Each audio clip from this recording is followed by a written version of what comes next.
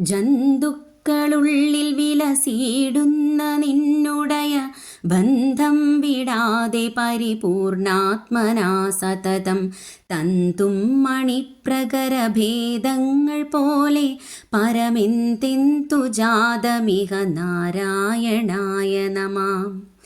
എണ്ണമറ്റ ജീവസമൂഹങ്ങളാലും പദാർത്ഥങ്ങളാലും നിറഞ്ഞതാണ് ഈ പ്രപഞ്ചം. എന്നാൽ ഓരോന്നിൻ്റെയും രൂപവും പ്രകൃതിയും വെവ്വേറെയാണെന്നും അന്യോന്യം ബന്ധമില്ലെന്നും തോന്നിയേക്കാം. ഇത് ബാഹ്യദൃഷ്ടിയാലുള്ള തോന്നൽ മാത്രമാണ്. അഖണ്ഡസ്വരൂപനായ സാക്ഷാൽ പരമേശ്വരൻ തന്നെയാണ് എല്ലാറ്റിനും ജീവചൈതന്യമായി വിളങ്ങുന്നത്.